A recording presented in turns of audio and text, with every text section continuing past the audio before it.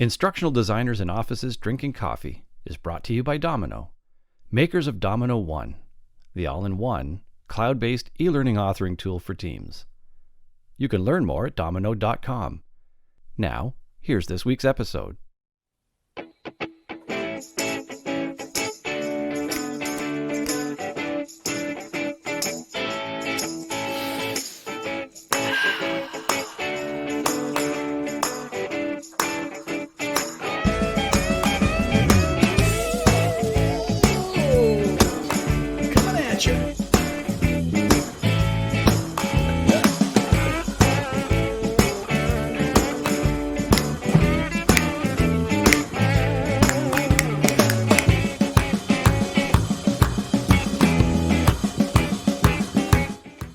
Wait, hold on. We got a show to do. Hold on. Oh, right. Oh, we get caught up in the moment. Good times, everybody. Welcome to Idiotic on a Wednesday. How the heck is everybody doing? Doing awesome. Carpe dancem, I think. When you use the moment to dance. Love the weather. Reports coming in from all over the globe. Yep. Those of us here in Canada might be feeling a little more optimistic. Things seem to be melting here, so that's fun. We have a kind of a rule of thumb. If it's March and it's 10 degrees, that's shorts and patio weather. If it's March and October, it's time to get the parkas back out. Well, it's good to know when it's time to change your clothes. That's what I always say. Getting a cue. No, you still wear shorts. You just don't wear. You just take the parka off in the spring and put it back on. It's the shedding of the layers. Ah, yes, we always love that. Hey, woo, hey. Yes. Some countries have the running of the bulls. In Canada, we have the shedding of the layers. The shedding of the layers. I'm learning. Yeah. It's if you go to the Canada Tourism website, it's right there. It's the number 3 attraction. People come every year to Ottawa for the shedding of the layers. It's got Chris's address right there. Everybody, come on, but drive by and don't pet the animals. Well, and it's not a very big population. So, when you land here, just ask where Chris's place is for the shedding of the layers. And everybody knows everybody. So, it's not a big country that way. No, it's not. But you know what? Well, hey, I'm trying to work a segue in here, but it's just totally not happening. Chris, who's our guest this morning? I know. See, the problem is we started the fun in the green room and we never forgot to switch it off. Folks, we have Jean Backer with us here. Jean was with us a little while ago, maybe last spring, wasn't it? At any rate, Jean, welcome back. And for those of us, those of folks in the look at that. Look, Jean, you've got all the toys going on there. Yeah. Jean, for those of folks in the chat, etc., that are joining us today who didn't catch you last time around, just introduce yourself and tell the folks a little bit about yourself to get us started here. All right. Hello, everybody from Amsterdam. I'm very, very honored to be here again. I was here before, so I now have the official mug. So try get on the show because you need the mug in your life. Then I have my background in psychology and science of education. And I work all around the world designing fantastic learning opportunities, learning journeys, measuring results, and trying to put in gamification and make sure that there is no more boring learning in the world. That's the mission. Yeah. Very so cool. That's me. Yeah. Very cool. Go ahead, Jean. Did you know that it's the Brain Awareness Week? Oh, perfect. We timed this great. I forgot to mention that I planned it this way. And so welcome back during Brand Awareness Week, Gene. What does it mean? Brain Awareness Week. What does it mean that I was not aware that it's Brain Awareness Week? This is probably not meaning anything good, so let's not get into that. But what we always do every year is that we find a focus point of our participants or of learning. And this year we focused on having a participant who has Tourette syndrome in your training and how to be as inclusive as possible to accommodate them as well. So we've done some podcasts around that, and we are donating all of our week's revenue to the Tourette Foundation. So I just wanted to mention it here because we all sometimes have people with Tourette in our trainings, and we can take better care of them. For sure. All of the sorts of the range of things, we tend to have what comes to mind often when we talk about accessibility is a certain, set of obvious things sometimes, but it's so critical to be aware of the sheer breadth of different experiences that people have as part of our groups, etc. We are talking today, though, sort of picking up on our previous conversation about storytelling, gamification, and measuring all of these sorts of things, because gamification, that's been a buzzword for I don't know what, 5, 7, 8, maybe a decade now. When you go to conferences and that sort of a thing. So maybe let's rehash there, starting there. Maybe what do you define as gamification, and what does it mean for you, as a tool to use? Well, I know that people, when they go to school, we all get a little bit bored with learning. We start to hate it. Then we go work somewhere. We get the compliance e-learnings that we have to click through, and we start to hate e-learning. And by the time people are 20, 24, they associate learning with a very formal way of learning. And usually they don't associate that with fun and happiness and joy and growing and nice things. But when you do say, let's play, let's invent, let's be curious, most people are going like, I haven't done that for a while. Is this serious though? But then when they get into it, the excitement grows, they have more fun, and they associate that with something completely different than boring learning. So that's why I got into it. Yeah. Maybe what we really need is some training and some workshops on how to be fun again and how to enjoy yourself again. And maybe we do have to learn how to have fun and to incorporate games and gamifications into our life. I was going to ask you, Gene, you did a great a review or a rewind for us in the green room, but maybe for everybody else, maybe just give us a quick 30-second Reader's Digest version of what we talked about last week, and then let's roll right into it. All right, yeah. So last time we talked about how I used playing Pokemon Go to find some things that Pokemon Go has actually done to not only engage people in a game, but also to produce measurable results, because the world lost, I read somewhere about £1 million together because of the sheer walking that everybody did during that time. So they created fantastic measurable results. People got healthier, but they also engaged a lot of people in playing, addicting them as well. But I played that game to see what are the things that we as learning educators, learning experts can learn from how they gamify their app. And that's what we talked about a long time. We also talked about how to engage managers and how to use gamification for that. And I got a lot of requests and messages sent about that part, because we talked about that, and it was quite interesting for them as well. Yeah. Awesome.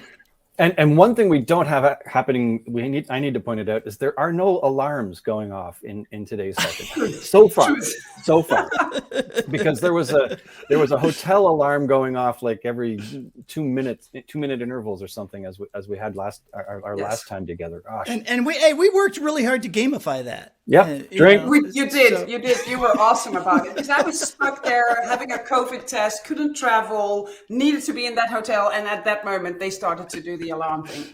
Yeah, that was fun though. Yeah, so sooner or later we'll finish that game and actually make it a reality. But hey, it could be work. So which one of those elements should we kick off on today? So we've got the gamification in the Pokemon story. We've got measuring. We've got including managers into it, the games and having fun. Where do you want to start, Gene? I wanted to start with the World Championship of football in my part of the world, soccer in your part of the world. I would love to talk a little bit about that, because actually where they're holding that in November and December this year, they're going to be hosting for 2 million people. and it's a tiny country where it's being held this time. And they need 60,000 people to come into their country to work in hospitality to take care of all those guests.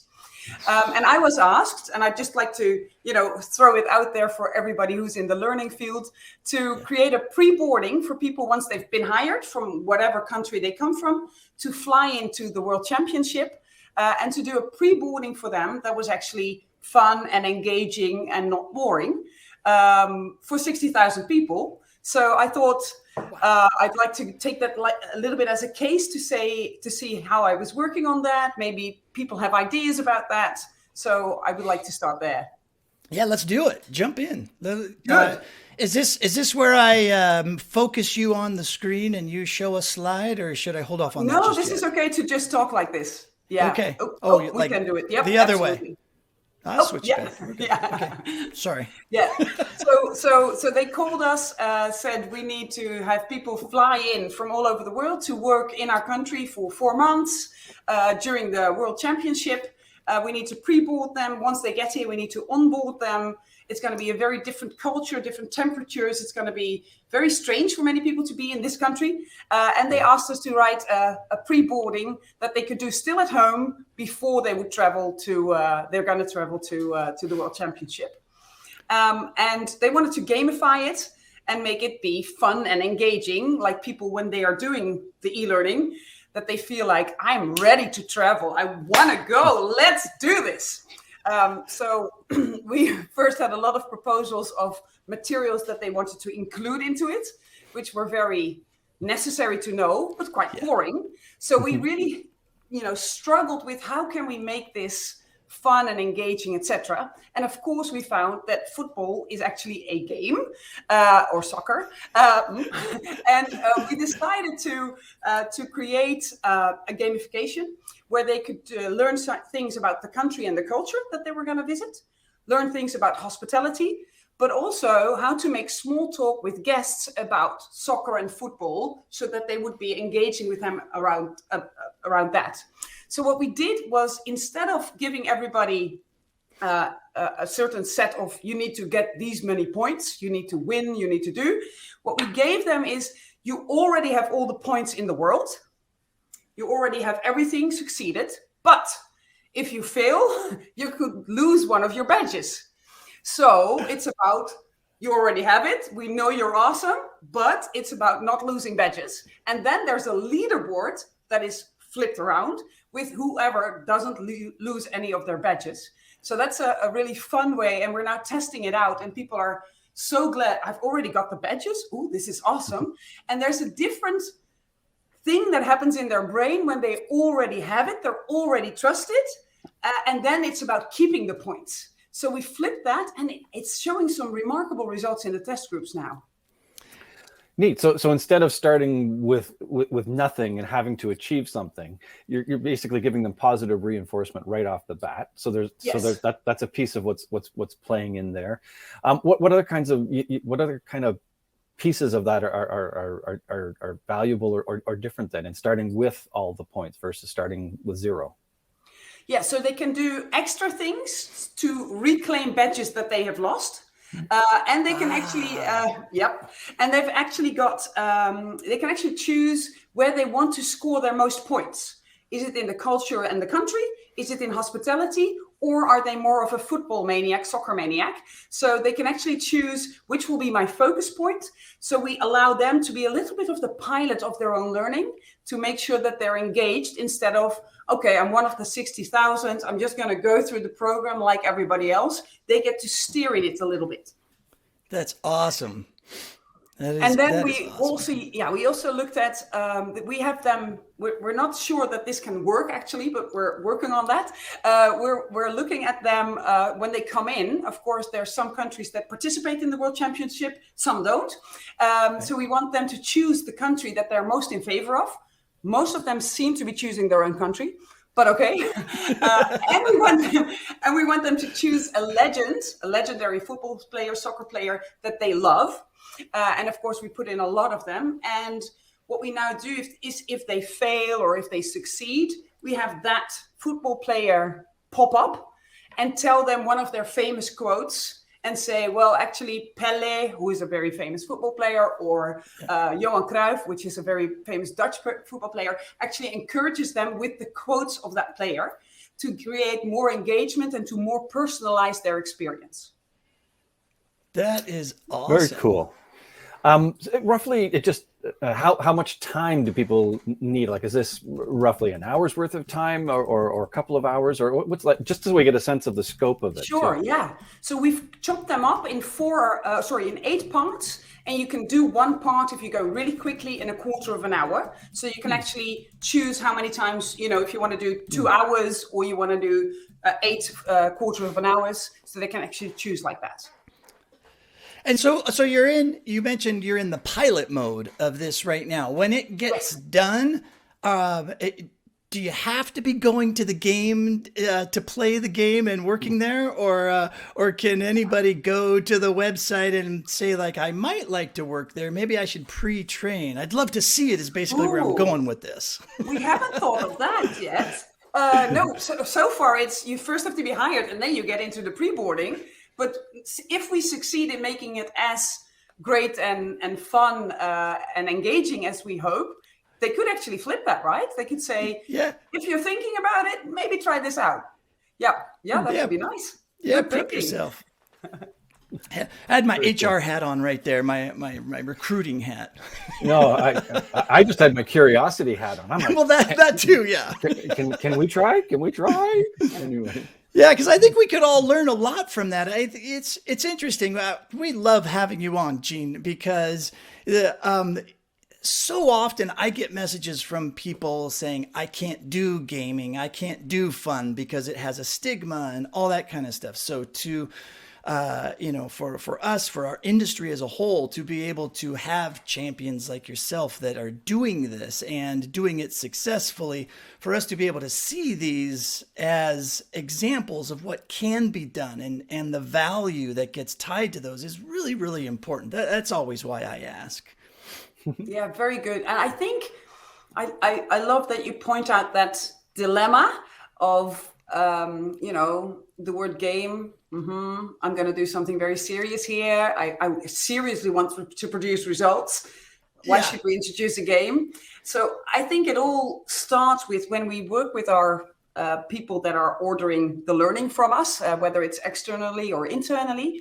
I think if we go back to what is it you want to accomplish, or what bad thing do you want to avoid by teaching people this or having people learn this?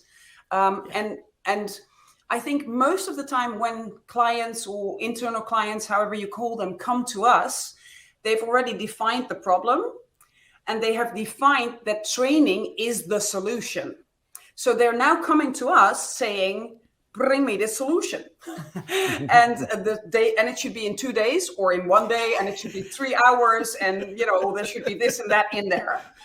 So they're actually ordering the training with us. And I think we as a community have the responsibility of realizing for ourselves, it's not about that. It's about you wanted to produce a result. And by the time the person speaks to us to order it, they've forgotten that result. And what we need to do is, great, I can do the 2 days, I can do the 1 day, I can do that in there, I can do all of that. That's going to be okay. Tell me, when we've done it and everybody's gone through, what do you hope to accomplish? And sometimes they don't have the answer. So we need to work with them and help them to find that. And once we find that ultimate goal, like customer loyalty should go up with 5%, or we want none of the people, because from previous championships, they found how many people that you hire actually move to the country itself. We want that to be lower. We don't want to lose less people than before, or we want to make more of a profit. So they have a goal there, and usually management knows, but HR doesn't. But once we find that goal, and then we say, okay, that's what you want to accomplish. Now, I've seen you want to do it in a 2-day session with this and this and this.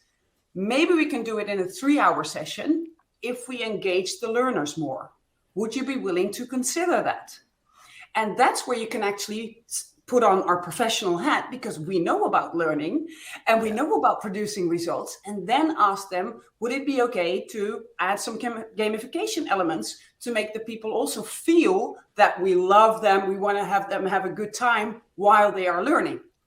And I think if we become as a community even better in having that conversation about what's the ultimate goal and how can I make the journey that the learners are going to go through as fun and engaging as possible, then it's easier to talk about that. Mm-hmm. And you know, that's a theme that we end up so often coming back to here on Idiotic, that idea that we're often handed something which is already envisioned as a particular solution. We need a training course or whatever. And we always need to be in that mode. And maybe gamification isn't always the tool for, for everything. Maybe sometimes it is still, you know what, why don't we just put a PDF job aid together? Because that's really what people, actually need.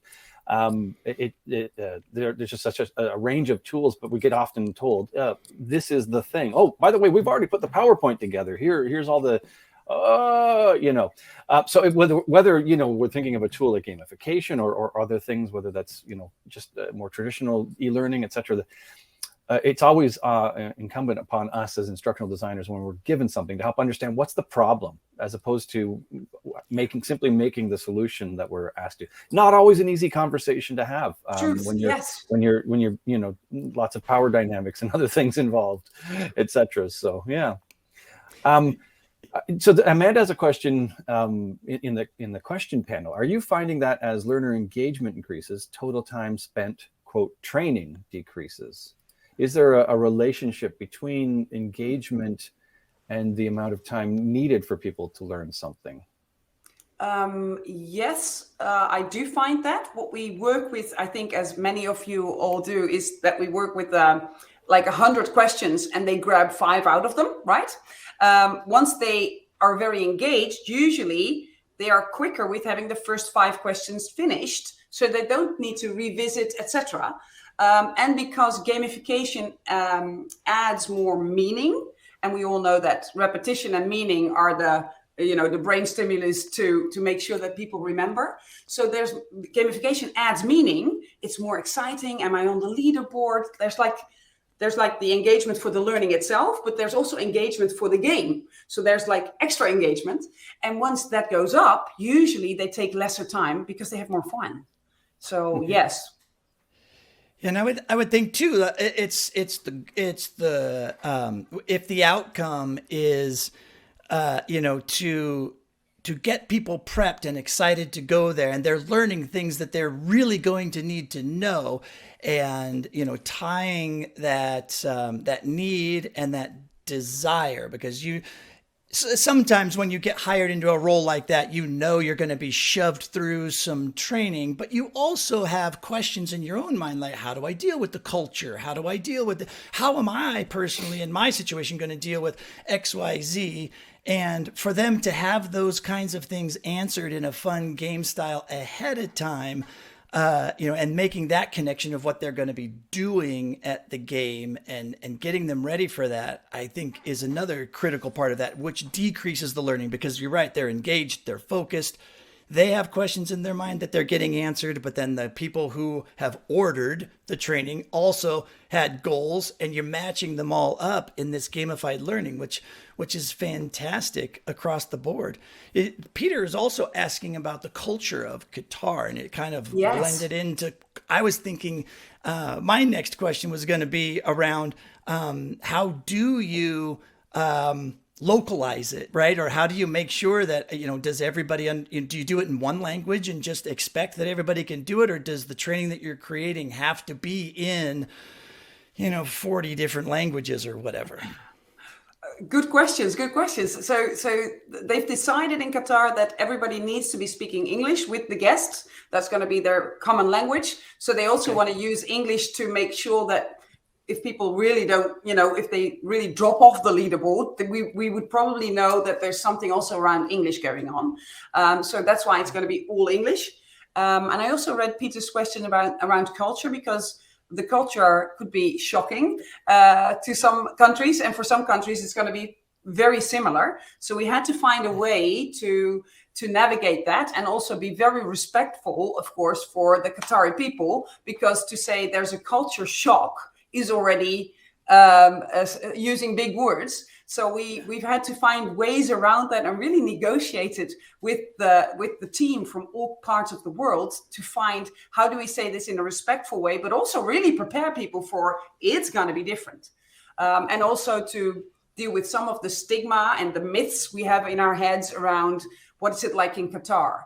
And so I did some checking in my surroundings also to say, okay, Qatar, women don't drive cars. So there was like a top 10 list of things that people thought that when you check them, they're not actually true. So we also try to incorporate many of those myths in there. And we have an actual part of the game called myth busting, where they're trying to find what is myth and what isn't, and also gain some points for that. Yeah. Cool. Oh, that's awesome. Yeah.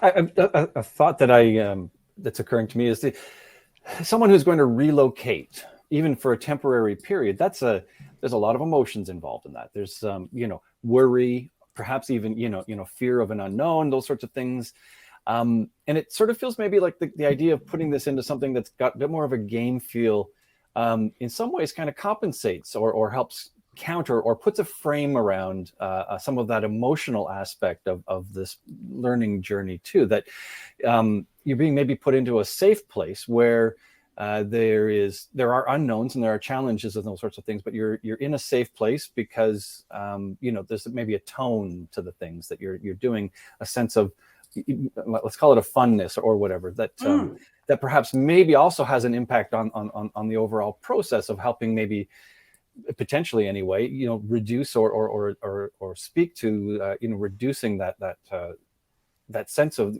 potential worry or fear or etc.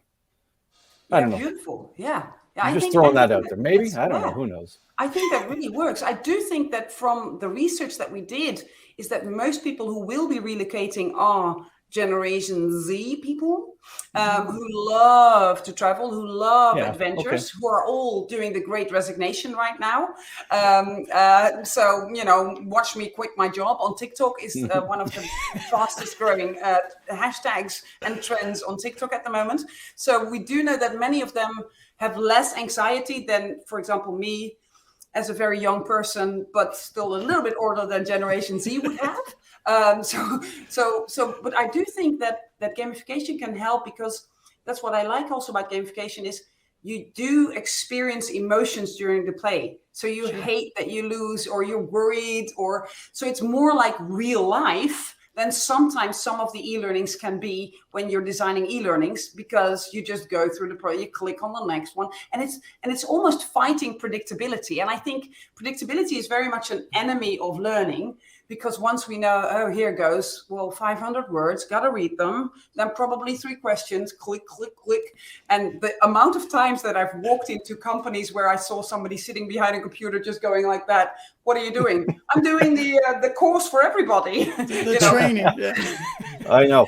The number of times we've had projects where clients say, so when the audio for the first slide ends, can we automatically forward them to the second slide so they don't have to interrupt their work while they do the course? Or anyway, but what you're describing there, the fact that a game evokes a certain amount of emotion, there's some stress because you gotta achieve, or there's some unknowns, those sorts of things. I guess that's kind of part of what I was mulling in my mind, was that it does set up a framework. You are already introducing an affective aspect of the learning process, rather than simply information dumping too.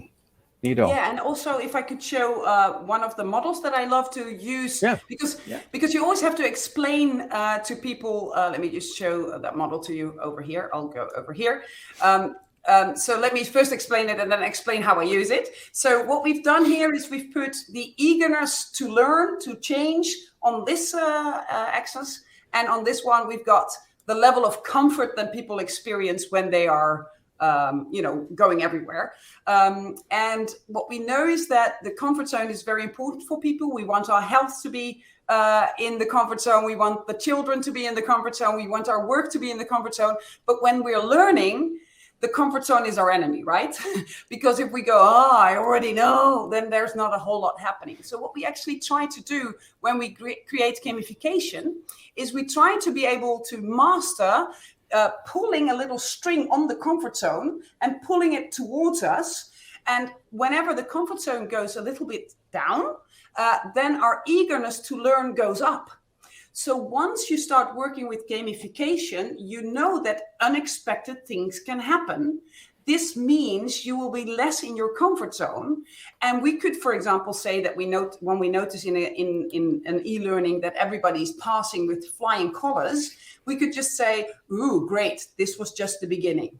Keep ready for next week and try to hold on to your points now. So we pull a little bit on that comfort zone, which creates the eagerness to learn go up. So that's one of the models that we always try to use a lot when we create gamification, to be able to touch that comfort zone. Because frankly, I don't know any better way to get people out of their comfort zone in an online environment than pulling on that rope a little bit. And it's very easy to do that once you've created some gamification.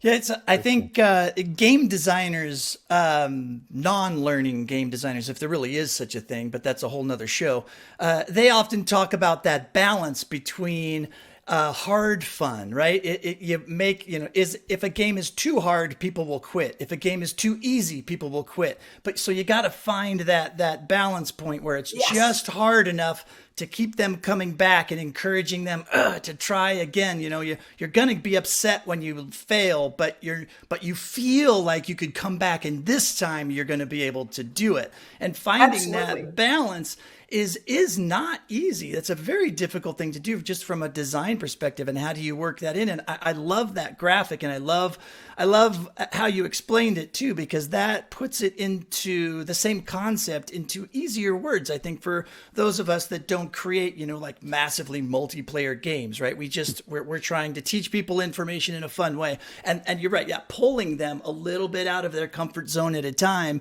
when they're thinking I'm just in training is gamification, whether we call it that or not. And that's how we can kind of squeeze that stuff in. So yeah, it's very, very cool. Absolutely. I love that. Yeah. And while you're saying that, I also reminded myself that what we're trying to do, of course, is we all, as education professionals or learning professionals, we all know that people can have a fixed mindset. Oh, that's never going to be me. Or they can have a growth mindset. And one of the things that you can do wonderfully when you add a little bit of gamification to it, you can enforce that growth mindset. You can say, you did better than last time. You probably paid more attention. Or you can give them compliments in ways that start to enforce the Carol Dweck way of giving great compliments that has people become more and more convinced that they might have a growth mindset on this. So that's also one of the things that I love about gamification, when you give that feedback in that way. Yeah, that's a great follow-up to that too, because it is those little things that we can add in our training in a day-to-day basis. Even if for some reason you're forced to do a click next sort of training program, there are those little things, the feedback, 100%. How you write your feedback, how you do all of the other elements really, really can kick it up a notch. Yeah. Absolutely. Very good. Good point. Yes. Yeah, I hope everybody in the chat is taking diligent notes, or just remember the link here and come back. Lots of gold being dropped today, everybody. So. Nita is asking in the chat, is there a difference or benefit? So pros and cons, maybe we could even think about it that way, to having the gaming via keyboard input remotely versus doing in-person training with physical movement, things like pushing, a buzzer or lining up in that kind of thing. Now, your group, the learning audience for yours are currently spread around the world. So the only thing you can really do is provide an e-learning, a technology-based approach to that. But are there pros and cons to doing these kinds of things, in person versus, remotely? Well, in person will always win. Any day of the week and twice on Sunday. No, absolutely. But both take great preparation. And I see that sometimes people don't dare to go in with the weird buzzer, or don't. I love to, when I'm doing a sales training, I love to gamify it by hammering a a dollar bill, but then $50 or $100, except that we're in euros, onto the wall saying the first one who gets this can actually grab it and take it. So I love to do those sort of things. But what it requires always is talking a lot to management. What do we want to accomplish? Do you align with me that I will use great fun techniques for them to learn so that they don't experience learning, but almost that learning becomes like a Trojan horse. They feel that like they've had a great day, they've been in games, they've been trying things, they've been practicing.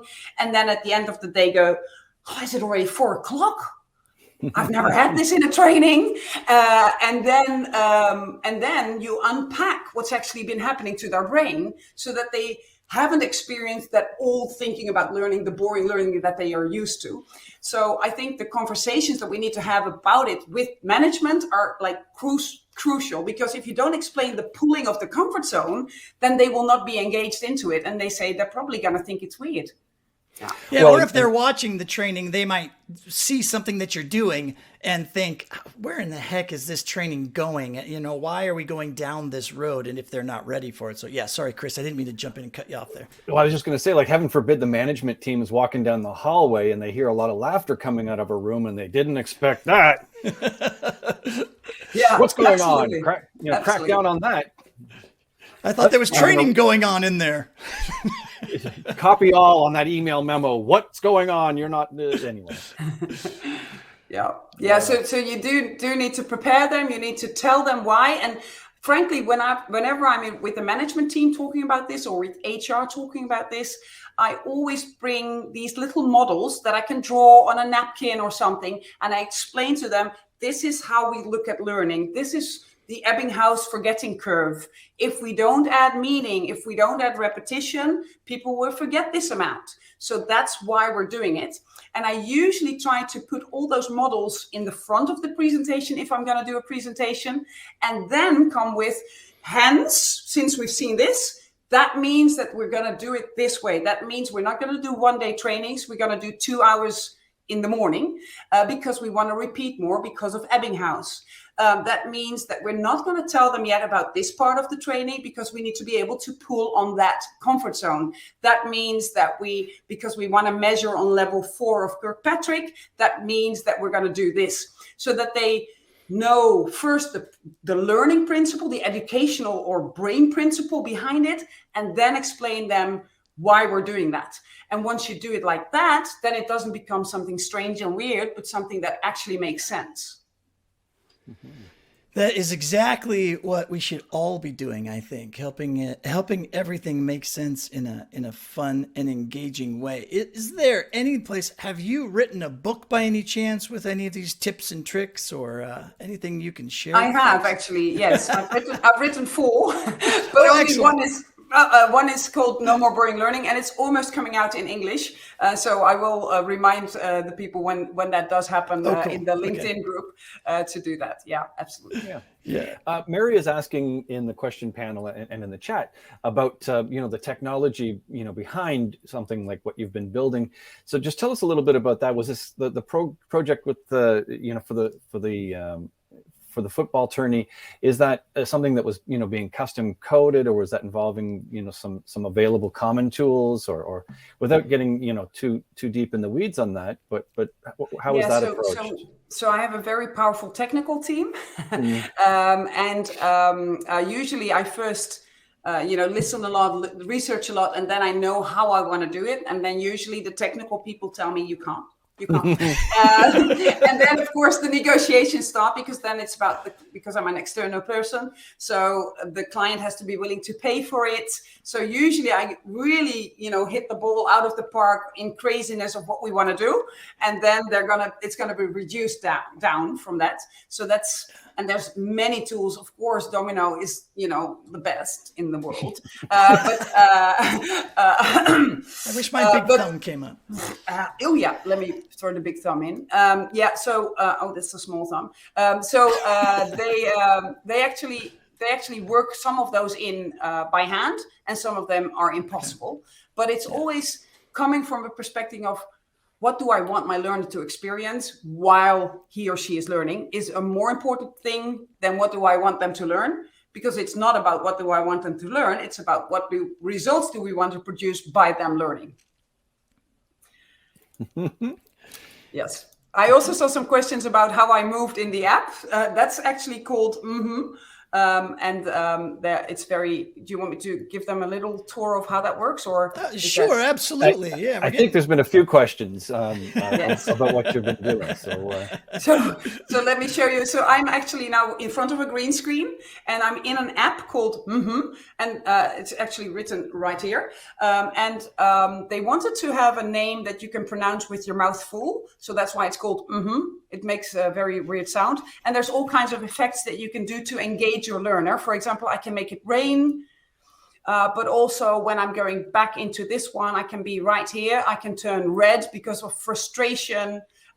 There's lots of little things that you can do. For example, this is my transformation model, and I can actually move myself around in that and say, all right, so first, before we can do any gamification or learning, we need to have a burning platform of why it's necessary to change. If we don't have a burning platform, we're not going to go into learning.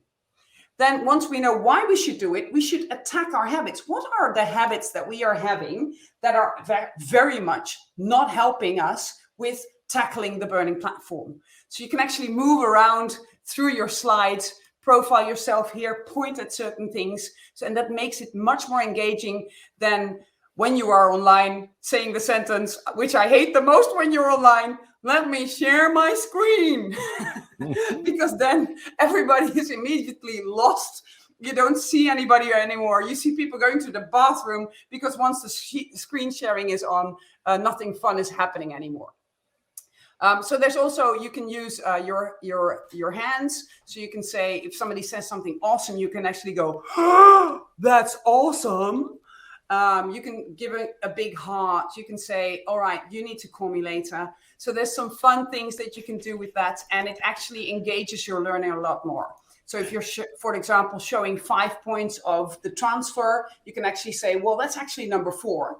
And engage with your slides while you're there. It's like dynamic slides and activity. And it makes me, it reminds me of one of the brain rules by John Medina saying that, anything different or out of the ordinary that attracts you, like changes in something happening, is what's going to grab your attention, which is why you have to keep it either keep your slides moving, or in this case, being able to move yourself around on the screen, I think is just enough to help somebody go, oh, something's happening, and re-pull them back, even if they get, because we can all get distracted in like 3 seconds, right? Yes. As it goes on. I predict that this is the future. I predict it is the future. Absolutely. Yeah. That's my favorite one, right? And so I think I think a tool like this is cool, but it's going to force all of our instructors to pre-plan their presentations a little bit more and practice. It makes it a lot easier because in this tool, you can actually see all of your slides and you can just skip a couple and go to the next one without going through them once you're sharing your screen. So you do have to practice a lot for it, but it also facilitates it a lot better for storytelling, etc. Yeah, absolutely. Yeah, super, super, super fun. And I figure we better, we're at that 45-minute mark, and I wish we could sit here and chat with you, Gene, for another 45 minutes or more. It's been so much fun. Thank you so much. Thank you for having me, and I love to be a friend of the show. Excellent. Yeah, and you are. Absolutely. It's very cool. Take a minute and drop any contact info, etc., that you want to, Gene, there into the chat, so where people can connect with you and find you, and keep an eye on them when that book's finally going to come out in English. Yes, geez, wrong button. I will. Whoa, wrong button. Sorry, didn't mean to hit that one just yet. Brent's giving a little bump on the volume button there. Folks, as well, don't forget we have the LinkedIn group that you can join us in. Brent, do you have a handle on that one? I do. Popping that in. There we go. And I will also throw in, as been mentioned a couple of times, Domino is the big sponsor. Brent and I are both Domino team members. So I'm throwing in a little link in there. If anybody's interested in learning more about Domino, you can, Domino 1, you can find us there at the link tossed into the chat there. Absolutely. I endorse this message. Here we go. Big thumbs up. That's the Hulk thumbs. Hulk smash. Anyway, cool. As always, Gene, thanks so much for joining us. Lots of fun, and you'll be back sometime soon. Oh, yeah. Make sure that happens. Yes, thanks Keep so going much. on that, so. Hey, I'm actually going to watch that match, and then afterwards we'll have you back, and you can maybe give us some information on how it all went, maybe share some results and stuff. Yes. Cool. All right, here we go. Absolutely, will do. Very cool. Thanks, everybody.